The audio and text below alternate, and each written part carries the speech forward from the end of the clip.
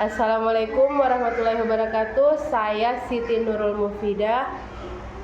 Saya Linda Pernawati Yahya. Saya Nur Hayati Abi. Dan saya Rizka. Kami akan membuat podcast tugas dari mata kuliah humaniora yang berjudul gangguan kepribadian. Baik, di sini kita akan mendengarkan bagaimana definisi dari gangguan kepribadian tersebut. Gangguan kepribadian adalah suatu bentuk perilaku kebiasaan yang sangat jauh berbeda dengan kebiasaan seseorang pada umumnya. Perbedaan tersebut dapat dilihat dari cara mereka memandang sesuatu, cara mereka berpikir, dan cara mereka berinteraksi dengan orang lain.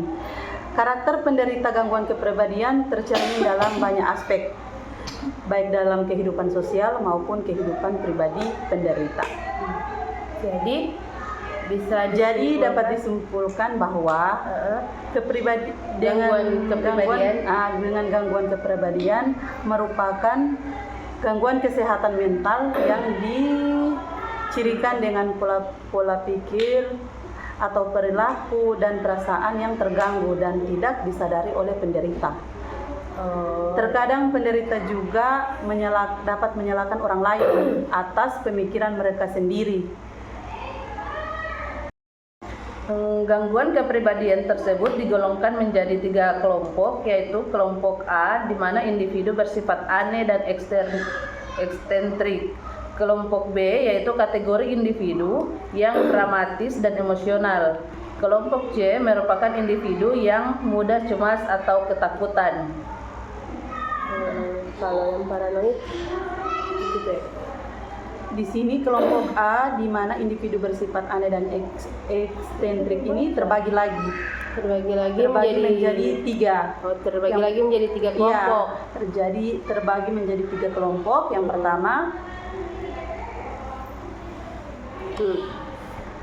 pertama dengan adanya gangguan kepribadian paranoid, kemudian gangguan kepribadian skizoid, dengan yang ketiga itu ada gangguan kepribadian skizotipal. Gangguan kepribadian paranoid boleh. Bagaimana bisa digambarkan yang mana itu gangguan kepribadian paranoid? Baik, gangguan kepribadian paranoid itu seperti perasaan curiga yang pervasif, kecenderungan untuk menginterpretasi perilaku orang lain sebagai hal yang mengancam atau merendahkan. Dan orang yang mengalami gangguan kepribadian paranoid ini memiliki gejala seperti cenderung menyalahkan orang lain tanpa dasar, ragu akan kepercayaan terhadap orang lain, dan memiliki sifat pendendam. Oke.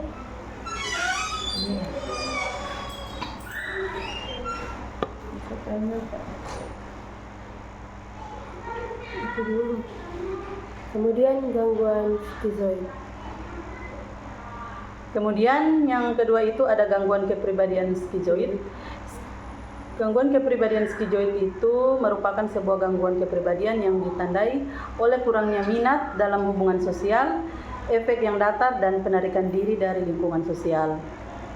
Seorang individu dengan gangguan skizoid memiliki kecenderungan tidak menginginkan adanya interaksi sosial dan hubungan intim, serta memiliki sifat acuh terhadap suatu hubungan. Oke, jadi gangguan kepribadian skizoid ini orang yang sering menyendiri ya? Iya, betul sekali. Lanjut, yang ketiga tadi ada dibilang apa lagi? Skizotipal. Boleh dijelaskan yang banyak skizotipal? Gangguan kepribadian skizotipal itu seperti gangguan kepribadian di mana individu dengan kecenderungan memiliki pola pikir yang khas sehingga dapat merusak komunikasi dan interaksi yang tengah berlangsung. Skizotipal dalam dari jenis-jenis gangguan kepribadian kan tadi dijelaskan ada 3. Yang pertama kelompok A, kemudian kelompok B bisa dipaparkan kembali bagaimana, apa ada jenis-jenisnya atau dia hanya cuma satu jenis?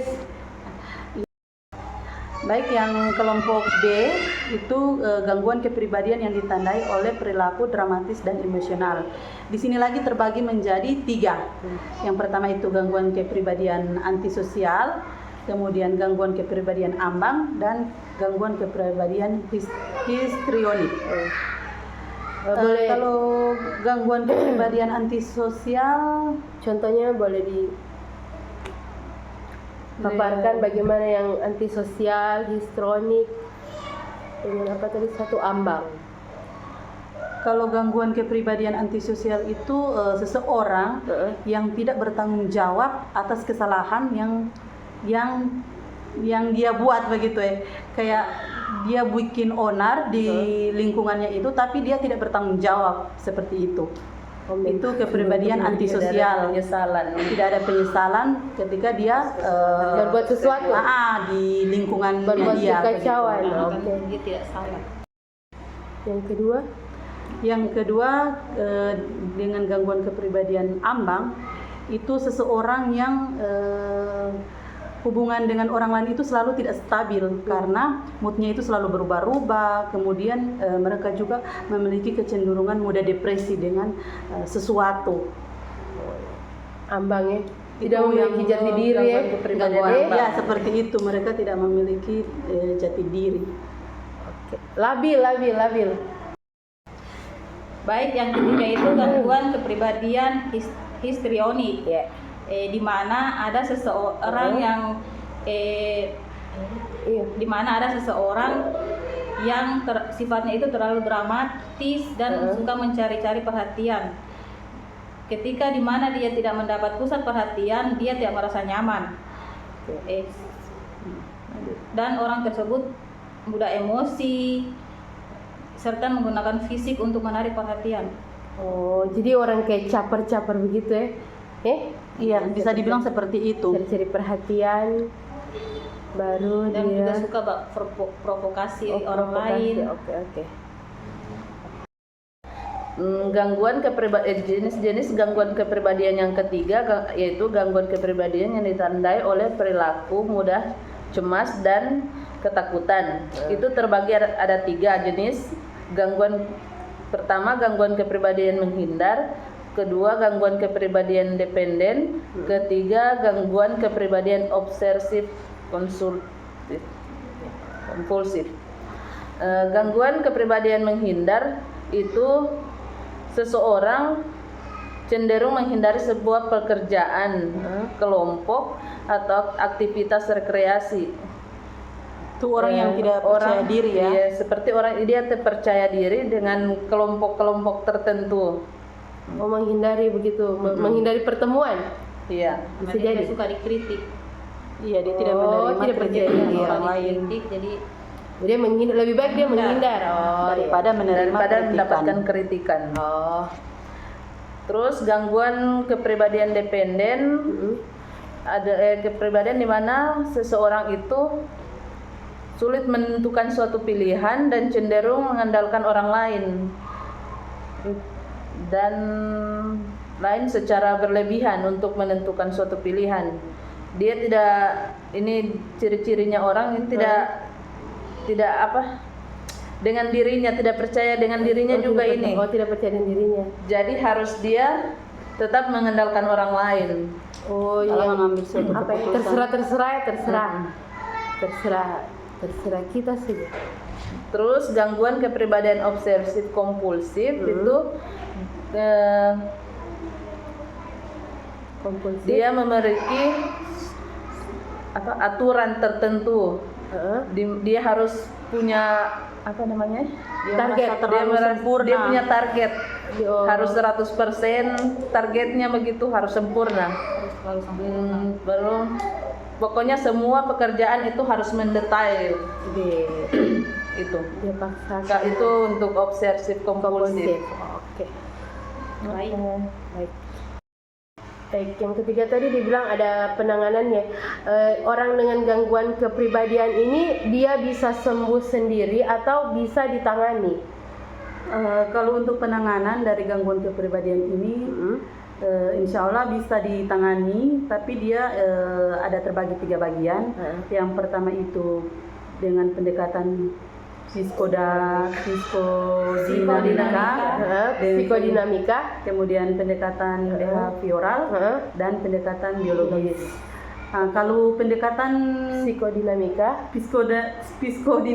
dan behavioral itu hampir sama. Itu dia dengan membantu mengubah pola pikir dari penderita tersebut, tapi tidak mengubah dari kepribadian mereka.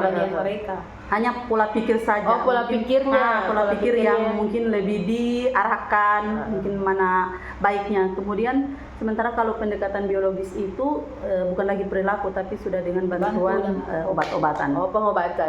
Mungkin dia langsung ke dokter atau berarti ini yang biologis yang sudah berat baru masuk ke biologis dengan pola pikir atau perilaku mereka. Oke. Baik, dari pemaparan tadi bisa kita simpulkan bahwa orang dengan gangguan kepribadian, bahwa orang tersebut tidak menyadari bahwa dia ada gangguan pola pikir, perilaku, dan perasaan yang terganggu. Dia tidak sadari. Kemudian gangguan kepribadian tadi dapat dikelompokkan menjadi 3 kelompok kelompok A, kelompok B, dan kelompok C. Kelompok A itu orang yang bersifat aneh dan eksentrik. Ya. Kemudian yang B, individu yang dramatis dan emosional. Kemudian yang C, kelompok individu yang mudah cemas dan ketakutan. Kemudian penanganan orang dengan gangguan kepribadian bisa ditangani dengan 3 pendekatan. Yang pertama pendekatan psikodinamika, kemudian pendekatan behavioral, dan ketiga biologis. Kapan ada biologis? Jika pendekatan psikodinamika dan behavioral tidak tertangani, maka dia akan mendapatkan pendekatan biologis, yaitu dengan pengobatan. Oke, terima kasih. Kami dari kelompok 9, sekian podcast kami yang berjudul gangguan kepribadian. Semoga dapat diterima dengan baik. Assalamualaikum warahmatullahi wabarakatuh.